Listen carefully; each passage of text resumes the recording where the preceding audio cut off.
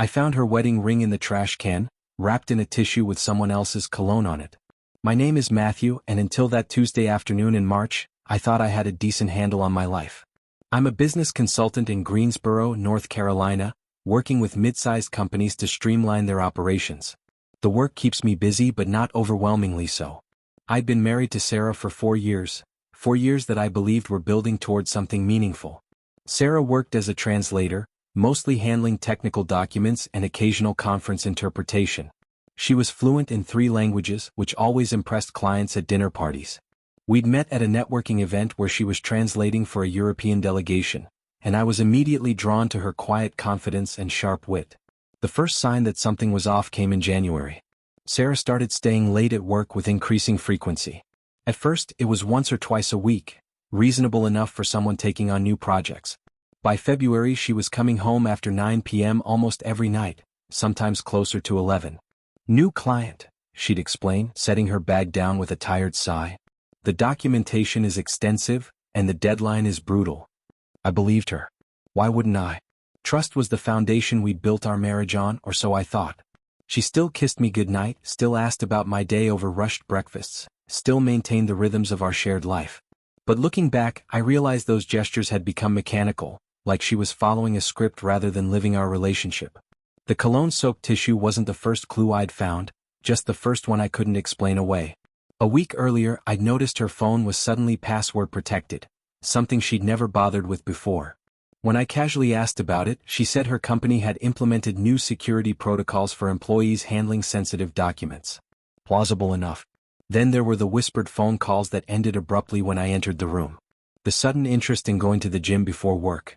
The way she'd started wearing different perfume, something expensive that I hadn't bought her. All of it could be explained independently, but together they formed a pattern I desperately didn't want to see. That Tuesday, I'd left work early with a migraine. I just wanted to lie down in our dark bedroom and wait for the pounding in my skull to subside. That's when I found the ring in the bathroom trash. Our bathroom, the one we'd renovated together last year, choosing every tile and fixture as a team. The tissue it was wrapped in reeked of men's cologne. Not mine. I stood there in the bathroom doorway holding that wadded tissue and felt the floor tilt beneath me. This was the moment when I understood, there was no going back. I could have confronted her immediately. Part of me wanted to. But another part, the part that had spent years analyzing business problems and finding strategic solutions, knew I needed more information before making any moves. If Sarah was having an affair, I needed to understand the full scope of the situation before deciding how to respond. I started paying attention. Really paying attention. The next evening, when Sarah said she'd be working late again, I told her I had a client dinner and wouldn't be home until 10. Instead, I drove to her office building downtown. Her company occupied the 5th and 6th floors of a renovated tobacco warehouse. I parked across the street with a clear view of the main entrance and waited. At 7:47 p.m., Sarah emerged. She wasn't alone. Walking beside her was a man in an expensive suit, tall, athletic build, probably in his early 40s. He said something that made her laugh, throwing her head back in a way I hadn't seen in months. They walked to the parking garage together, standing close, his hand briefly touching the small of her back. I thought it couldn't get worse, but I followed them. Not my proudest moment, but I was operating on instinct and hurt. They didn't go far, just to Bistro 72, an upscale restaurant about 10 minutes away. Through the front windows, I watched them settle into a corner booth, the kind reserved for intimate dinners. He ordered wine. She smiled at him the way she used to smile at me. I sat in my car across the street for 2 hours watching them through that window. At one point, he reached across the table and took her hand. She didn't pull away. When they finally left the restaurant, they walked to his car, a black Mercedes, and sat inside for another 20 minutes before she got into her own vehicle and drove home. She arrived at 10:15 p.m., right on schedule for her supposed late work night. I was sitting in the living room, pretending to read a report. "Hey," she said, dropping her bag by the door. "How was your dinner?" "Productive," I lied. "Yours?" She blinked. "My what?" "Your work. How was it tonight?" "Oh, exhausting. This translation project is killing me." She moved toward the kitchen. "I'm going to grab some tea and head to bed. Early morning tomorrow." I wanted to scream. I wanted to throw her lies back in her face. Instead I said, "Sure. Sleep well." Over the next week I did some research. It wasn't difficult. Sarah had been careless, or maybe she simply didn't think I'd ever check. Her work email was synced to our shared iPad, which she apparently forgot about. I found months of correspondence with someone named Thad Morrison. Thad Morrison was the director of operations at Translingua Solutions, the company Sarah worked for. He'd been her supervisor for the past 8 months, since the company reorganized their translation department. The early emails were professional: project assignments, deadline discussions, feedback on her work. But around November the tone shifted. Dinner was wonderful. Can't stop thinking about you. Last night was incredible. When can I see you again? I know this is complicated, but what we have is worth the risk. And then the worst one from just 3 days ago. Sarah, I'm in love with you. We need to talk about what we're going to do about our situations. Our situations? Meaning me and apparently someone else on his end. I sat with that iPad in my hands for an hour, reading and rereading those emails. 4 years of marriage and she'd thrown it away for her boss. The cliché of it almost made it worse. But I still didn't confront her. Not yet. Because buried in those emails was something interesting. Thad had recently been passed over for a promotion to regional director. He'd been furious about it, venting to Sarah about how the company's executive team didn't appreciate his contributions. He felt undervalued, overlooked, ready to move on to something better. An idea began forming. It was the calmest day before the storm. I spent the weekend acting normal while my mind worked through the angles. Sarah barely noticed my distraction. She was too busy texting someone under the table during meals, smiling at her phone screen. On Sunday evening, I told her I needed to travel to Charlotte for a client presentation that week, probably be gone Tuesday through Thursday. Oh, she said, looking up from her phone. That's sudden. Last-minute opportunity, I said. Could be a big contract. She nodded, already looking back at her screen. Well, good luck. Tuesday morning, I packed a bag and left as planned. But I didn't go to Charlotte. Instead, I checked into a hotel in Greensboro under my company name and got to work. My job as a business consultant has taught me a lot about corporate politics and professional networking. Over the years, I'd built relationships with executives across dozens of companies, including Translingua's parent corporation. I'd never worked directly with Translingua, but I knew people who knew people. I made some calls, asked some questions. By Wednesday afternoon, I had a meeting scheduled with David Chin, the VP of Regional Operations for Translingua's parent company. I pitched it as a preliminary discussion about potential consulting services for their Southeast division. David was exactly the type I expected. Ambitious, sharp, always looking for ways to make his mark. We met for coffee, discussed business trends, and eventually I steered the conversation toward leadership challenges. The hardest thing, David said, stirring his espresso, is finding managers who understand appropriate professional boundaries. We've had some issues in our divisions with supervisors getting too friendly with their direct reports. Complicated territory, I agreed. Liability concerns, workplace culture, all of that. Exactly. We're actually implementing new policies next quarter. Zero tolerance for supervisor-subordinate relationships. I nodded thoughtfully. Sounds necessary. Have you had specific incidents that prompted this? A few red flags, David admitted. Nothing we've had to act on yet, but we're watching. The Greensboro office, for instance. There's been some talk about the translation department, but nothing concrete. This was the moment. Translation department, I said carefully. Would that involve Thad Morrison? David's expression shifted slightly. You know Thad. I know of him. His name came up in some industry circles. I heard he was frustrated about being passed over for regional director. That's an interesting thing to have heard, David said slowly. Where exactly did you hear that? I shrugged. You know how networking events are. People talk. I'm sure it's just rumors. But David wasn't letting it go. What else did you hear? Nothing specific, I lied. Just that he might be looking to move on. Which is why I was surprised. Seemed like odd timing if he's building something at Translingua. David's jaw tightened. Building something? I took a sip of my coffee, letting the silence stretch. Finally I said, look, I'm a consultant. I hear things. Sometimes those things are worth investigating, sometimes they're not. But if I were managing a division and heard that a department head was making decisions based on personal relationships rather than professional judgment. I trailed off meaningfully. Personal relationships? David leaned forward. I shouldn't speculate, I said. But maybe it's worth looking into who Thad's been taking to dinner on the company card. Just from a financial compliance perspective. And then, even worse, David made some calls that afternoon. By Thursday morning, Translingua's HR department was conducting an internal review of Thad Morrison's expense reports and professional conduct. By Thursday afternoon, they'd found enough irregularities to warrant a formal investigation. Expensive dinners charged to the company, hotel rooms booked during local late work sessions, and a pattern of favoritism toward one particular translator who'd received raises and premium project assignments that her performance metrics didn't quite justify. Sarah was called into HR on Friday. I know this because I'd returned from Charlotte on Thursday evening, and she was a wreck Friday morning. I have to go to some meeting with HR today, she said, her voice tight with stress. They're asking about projects and procedures. I think something's wrong with the department audit. I'm sure it's routine, I said, buttering my toast. These corporate reviews happen all the time. She bit her lip. Yeah, probably.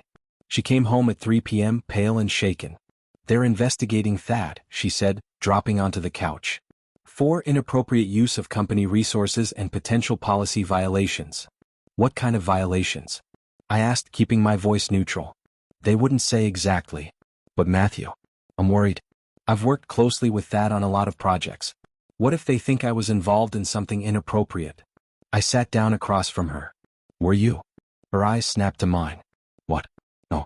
I mean, we had dinner a few times to discuss projects, but that was all work-related. A few times? Well, maybe more than a few, but... She stopped, seeing something in my expression. Why are you looking at me like that? Sarah, I said quietly. I found your wedding ring in the trash 3 weeks ago. The color drained from her face. I can explain that. I followed you to Bistro 72. I read your emails with Thad on the iPad. I know everything. She stood up, backing away like I'd struck her. You spied on me? You cheated on me. It's not what you think. It's exactly what I think. My voice was calm, which seemed to scare her more than if I'd shouted. You've been having an affair with your boss for months. You threw away our marriage for a cliché. Matthew, please. Here's what's going to happen, I continued. Translingua is going to complete their investigation. They're going to find that Thad violated multiple company policies regarding supervisor-subordinate relationships and misuse of company funds. He'll be fired almost certainly. You'll probably face disciplinary action at minimum, possibly termination depending on what they uncover about your involvement. How do you know all this? Her voice was barely a whisper. Because I made it happen. I stood up. You thought you could lie to me, sneak around, plan a future with someone else while keeping me as your safety net? No. I made sure there would be consequences. Sarah's legs seemed to give out. She sat down hard on the couch. What did you do? I did exactly what I do for a living. I identified a problem and implemented a solution. The problem was that you and Thad thought you could play your games without anyone noticing. The solution was making sure the right people noticed. But Thad's job isn't my concern. Neither is yours for that matter. You made your choices, Sarah.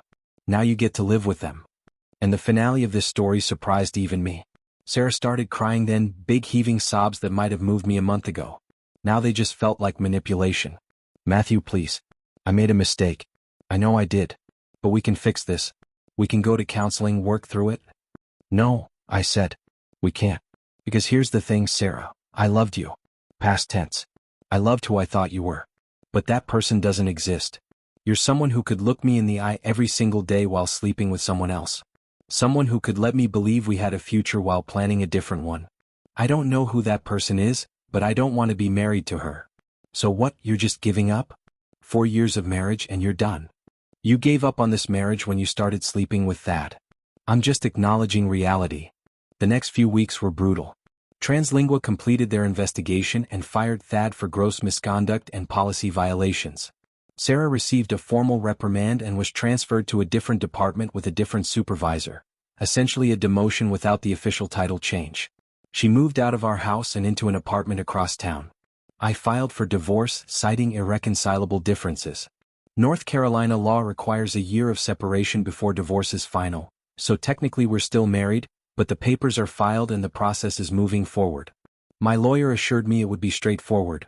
No kids, no major shared assets beyond the house, which I'd purchased before we married anyway. But what happened after that is worth hearing. About 6 weeks after everything exploded, I ran into Sarah's best friend, Monica, at the grocery store. Monica had been conspicuously absent from my life since the separation, which was fine by me. She'd probably known about the affair or at least suspected. "Matthew," she said, her voice cold, "I hope you're happy with yourself." "I'm getting there," I replied, reaching for a carton of milk. "You destroyed Sarah's career. That's too. All because your ego couldn't handle my wife sleeping with someone else?" I turned to face her. "Yeah, Monica. My ego really struggled with that." She flushed. "She made a mistake. People make mistakes. But what you did was calculated and cruel." "What I did," I said calmly, "was ensure there were consequences for actions. Sarah made choices. Thad made choices. They weren't thinking about consequences when they were together. I just made sure consequences found them anyway. She loved him, you know. She was going to leave you anyway. That one stung, but I didn't let it show. Then she should have had the courage to do it honestly. Instead, she hedged her bets, kept me around while she explored her options. That's not love, Monica. That's cowardice." Monica shook her head. "You're so self-righteous. Like you never made a mistake in your life." "I've made plenty of mistakes. But I never betrayed someone who trusted me." I moved past her toward the checkout. "Have a good day, Monica." The encounter left me rattled, though. Not because Monica was right, she wasn't, but because her words confirmed something I'd suspected. Sarah had been planning to leave anyway. I wasn't her partner, I was her placeholder until something better came along. You won't guess how this all ends. 2 months after the separation, I got a call from an unknown number. Against my better judgment, I answered. "Matthew?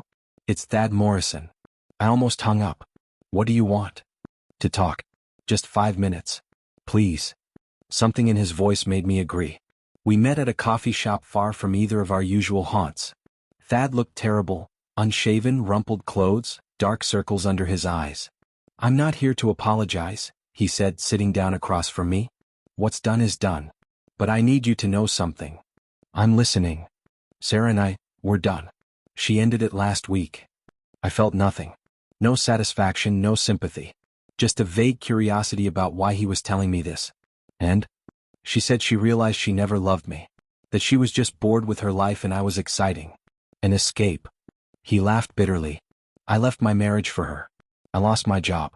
My wife took our kids and moved back to her parents' place in Virginia. I gave up everything and she said I was just an escape. Why are you telling me this?" "Because you were right." He met my eyes. "When you set that investigation in motion, you knew this would happen. You knew it would all fall apart. Not just professionally but personally. You knew Sarah and I wouldn't survive the pressure." "I hoped you wouldn't," I admitted. "But I wasn't sure." "Well, we didn't. She's angry at me for losing my job, for making the affair public, for ruining her reputation. I'm angry at her for not being who I thought she was. We're poison to each other now." He stood up. "So congratulations, I guess. You won." After that moment, her life was never the same. But watching Thad walk away, shoulders slumped in defeat, I didn't feel like I'd won anything. I'd gotten revenge, sure. I'd made sure Sarah and Thad paid for what they'd done. But I was still alone, still hurt, still dealing with the aftermath of a marriage that had imploded. The divorce was finalized last month. Sarah didn't contest anything. She signed the papers, took her personal belongings from the house, and left. I haven't seen her since. Through mutual acquaintances, I've heard bits and pieces about her life now. She's still at Translingua, still in her demoted position. She's been applying to other companies but struggling. Her reputation in the local translation community took a hit when word got around about the affair. Greensboro's professional scene is smaller than people realize. People talk. My reaction shocked even her friends. Before I continue, please pause the video and subscribe to the channel so you don't miss any new interesting stories. Thank you. Thad moved away. Someone said Arizona, someone else said Colorado. He's trying to rebuild his career and repair things with his ex-wife, though I doubt that's going well. He made his choices, same as Sarah. As for me, I'm doing better than I expected. The first few months were rough. I threw myself into work, took on extra projects, traveled more than usual. Anything to avoid being alone with my thoughts in that house. But gradually, things got easier. I started going to the gym regularly, not because I was trying to improve myself for anyone else, but because it felt good to have that routine. I reconnected with friends I'd neglected during my marriage. I took a weekend trip to the mountains and spent 2 days hiking alone, processing everything that had happened. I even started dating again, though nothing serious yet. After Sarah, I'm in no rush to trust someone with that much power over my life. But I'm open to the possibility that not everyone is like her. That there are people who understand what loyalty means, who wouldn't throw away years of partnership for excitement and novelty. The house feels different now. Lighter somehow. I repainted the bedroom, replaced the furniture we'd bought together, got rid of anything that reminded me too much of our marriage. It's my space now, not ours. That distinction matters. Sometimes I wonder if I went too far. If orchestrating Thad's downfall was too calculated, too cold. But then I remember Sarah's face when she came home from those late work nights, lying so easily. I remember the cologne-soaked tissue with her wedding ring. I remember reading those emails, seeing how little our marriage meant to her. No, I don't think I went too far. I think I gave them exactly what they deserved: consequences. The world is too full of people who cheat, lie, betray, and then expect forgiveness without accountability. Sarah and Thad wanted to have their affair without losing anything else. They wanted the thrill of the forbidden without giving up their safety nets. I just made sure they couldn't have both. Looking back, the signs were always there. The late nights started so gradually that I didn't question them. The emotional distance crept in slowly enough that I told myself it was normal, that all marriages go through phases. But the truth was, Sarah had checked out of our relationship months before I found that ring in the trash. The hardest part wasn't the betrayal itself, though that was brutal enough. It was realizing how long I'd been living in a false reality. While I was making plans for our future, thinking about kids and career moves and growing old together, she was already halfway out the door. I was loving a ghost of a relationship that had died without me noticing. But I notice now. I pay attention to the small things, the subtle shifts in people's behavior. I trust my instincts more than I used to. And I know that whatever comes next, I won't be blindsided again. Sarah made her choice. Thad made his. And I made mine. To refuse to be a victim, to take control of a situation that was spinning out of control, to make sure that if I was going down, I wasn't going down alone. Some people might call that vindictive. Maybe it was. But it was also justice, of a sort. The kind of justice that happens when the official systems don't protect you, when there's no law against breaking someone's heart and no court that can restore lost trust. I protected myself the only way I knew how, by making sure they lost what they valued too. Their careers, their relationship, their reputations. Not permanently destroyed, but damaged enough that they'd remember the cost of their choices. 3 months ago, I finally removed my wedding ring. It had been sitting in my drawer since the day I filed for divorce, but I couldn't bring myself to get rid of it. It represented 4 years of my life, promises we'd made, dreams we'd shared. Even after everything, throwing it away felt too final. But one evening, standing in my kitchen making dinner for one, I realized I was ready. Ready to let go of what we'd been and accept what I am now. Single, wiser, damaged but healing. I drove to the lake outside town, walked to the end of the old pier, and threw the ring as far as I could into the dark water. It barely made a splash. But watching it disappear felt like closing a door I'd been holding open too long. I'm 39 now. Young enough to start over, old enough to know better than to rush.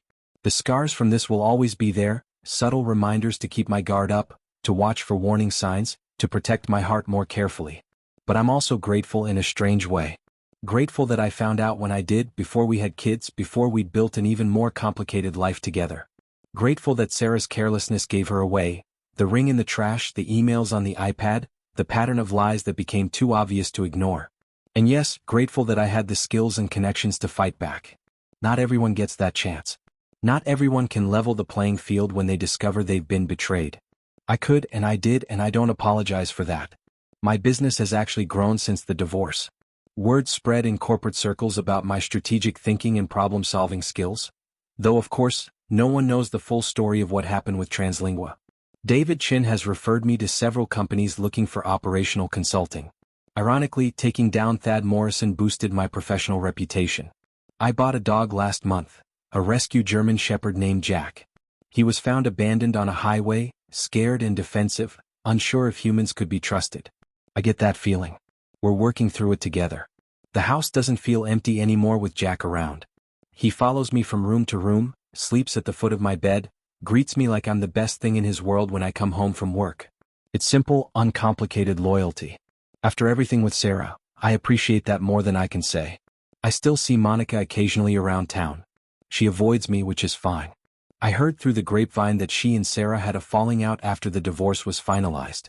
Apparently, Monica thought Sarah should have fought harder to save the marriage, should have been honest with me from the start. Too little, too late for moral clarity, but at least someone in Sarah's life held her accountable. My parents know the basic facts of what happened. that Sarah cheated, that we're divorced, that I'm moving on. They don't know the details of how I orchestrated the consequences for her and Thad. They wouldn't understand. My mother would worry that I'd become too cold, too calculating. My father would probably approve but wouldn't say so out loud. It's been 9 months since I found that ring in the trash. 9 months of anger, grief, revenge, healing, and slow reconstruction of a life I thought I'd already built. 9 months of learning who I am without Sarah, without the identity of being a husband, without the future I'd imagined. I'm not the same person I was. That Matthew, the one who trusted easily, who believed people meant their promises, who thought love was enough, is gone. This Matthew is harder, more cautious, less willing to give people the benefit of the doubt. I'm not sure if that's better or worse. But it's necessary. It's armor I'll need for whatever comes next. Because something will come next. Life doesn't stop just because your heart got broken and your marriage fell apart.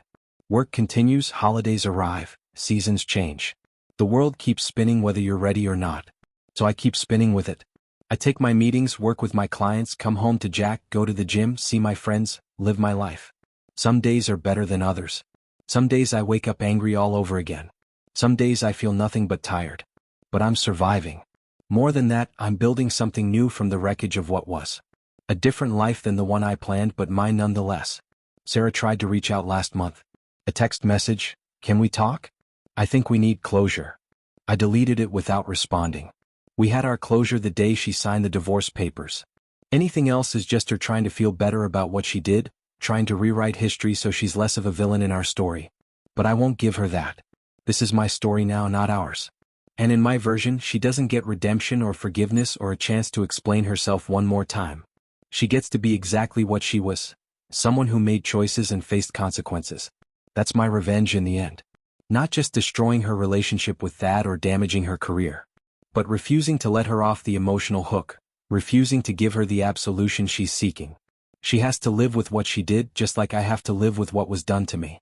The difference is, I'm at peace with my role in this story. I defended myself. I fought back. I refused to be a passive victim. Can she say the same? I doubt it. But that's not my problem anymore. The sun is setting over Greensboro, casting long shadows across my backyard. Jack is lying at my feet, content just to be near me. Inside, my house is clean and organized and entirely my own. My calendar is full of work projects and social plans. My life is moving forward. And somewhere across town, Sarah is living with her choices. So is Thad, wherever he ended up. They get to wake up every morning knowing what they lost, what they threw away, what they destroyed in pursuit of something that was never real to begin with. That knowledge is the final piece of my revenge. Not just that they faced consequences, but that those consequences are permanent. You can't unfire Thad. You can't unbreak Sarah's reputation. You can't undo the revelation that their grand love affair was just mutual self-deception. They'll carry that forever, just like I'll carry the scars of their betrayal. The difference is, my scars are healing. I'm not sure theirs ever will. And honestly, I'm okay with that. Because trust is earned, and they proved they couldn't be trusted. Love requires honesty, and they built their relationship on lies. And actions have consequences, even when people try very hard to pretend they don't. I made sure of that. YouTube may no longer suggest my channel to you, so subscribe to it to receive new interesting stories. You will also help the channel grow and improve the quality of its content. The screen now displays a playlist with other interesting stories that you can listen to. You can also write in the comments what stories you would like to see on the channel.